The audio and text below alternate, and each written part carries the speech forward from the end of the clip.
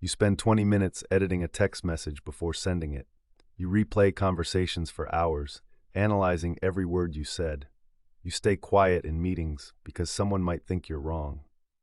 The Emperor Marcus Aurelius faced the judgment of millions, yet wrote in his private journal about freedom from this exact tyranny.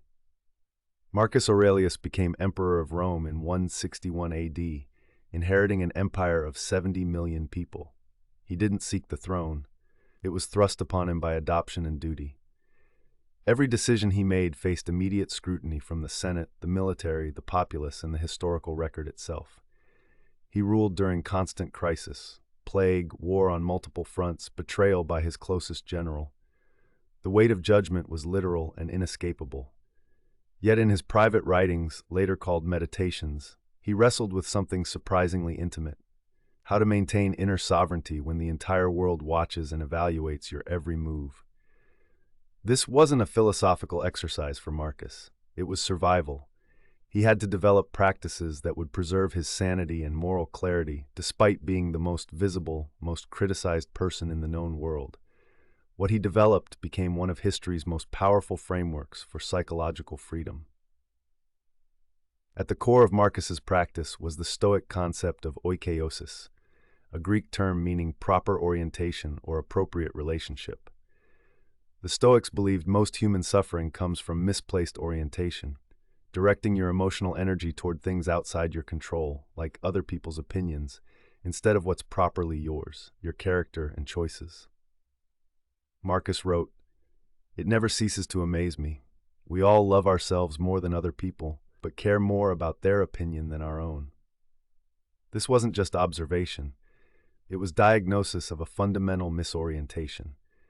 We've placed the center of our emotional gravity outside ourselves, in the unstable terrain of external judgment. The Stoics taught that humans are rational beings whose essential nature is the capacity to reason and choose. When you subordinate your choices to the anticipated reactions of others, you're not just anxious, you're living against your nature. You've handed sovereignty over your one true possession, your faculty of choice, what they called prohairesis. This principle is psychologically profound because it reframes the problem entirely. You're not trying to build thicker skin or care less. You're correcting a fundamental misunderstanding about where your well-being actually comes from. Not indifference, proper orientation. The opinions exist, you're just no longer organizing your life around them. The first technique Marcus used relentlessly: premeditation on judgment. Each morning, he would deliberately visualize encountering critical people during his day, not to catastrophize, but to rehearse his philosophical orientation before his emotions were activated. He'd remind himself, "Today I will meet people who are meddling, ungrateful, violent, treacherous, envious, unsocial." The mechanics work like this. Before your day begins, identify one situation where judgment might arise. Maybe it's a presentation, a difficult conversation, or posting something online. Spend 3 minutes visualizing someone responding critically. Then, and this is crucial, consciously practice the distinction. Their judgment belongs to them, your character belongs to you. Here's a specific example. You're preparing to share an idea in tomorrow's meeting. You visualize your colleague dismissing it with visible disdain. Instead of spiraling into "maybe I shouldn't speak up," you consciously think, "His reaction is his own. Whether I speak with clarity and good intent, that's mine. If I silence myself to avoid his judgment, I've abandoned what's actually in my control." What happens neurologically is significant. By pre-experiencing the judgment in a calm state while simultaneously rehearsing your philosophical response, you're building a cognitive bridge. When the real situation arrives and your amygdala fires, you have a preloaded pattern of thought available. You're not discovering your philosophy in the heat of emotion, you're remembering it. You practice this daily. Different scenarios, same fundamental move.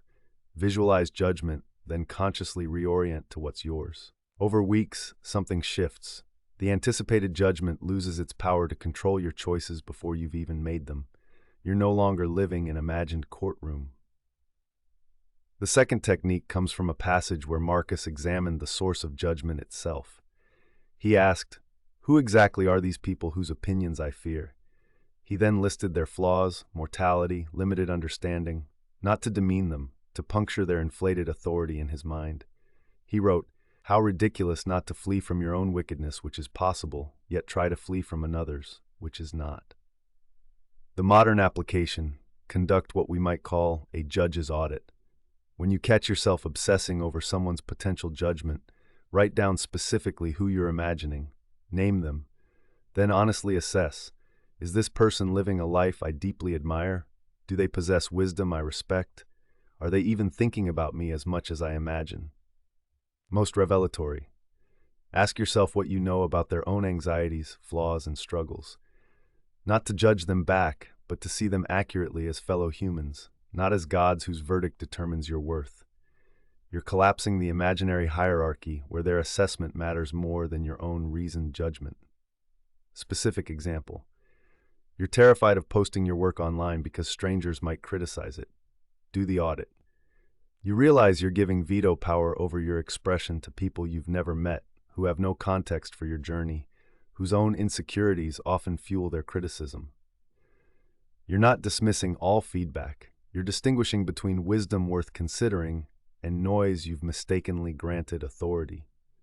This practice fundamentally changes your internal economics.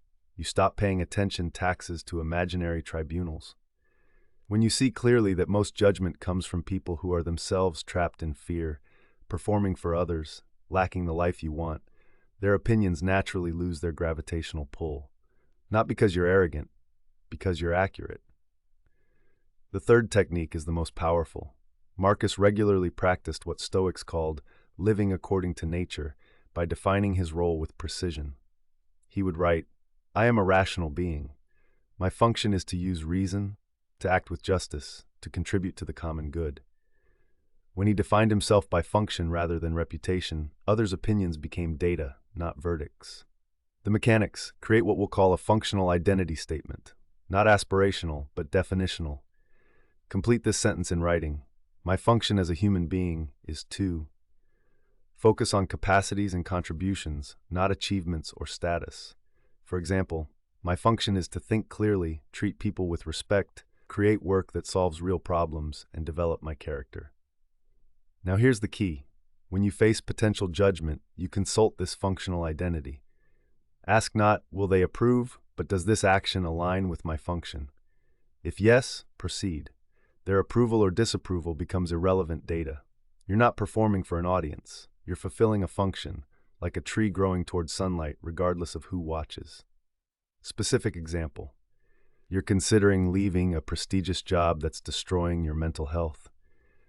Your family will judge this choice harshly, but you return to your functional identity.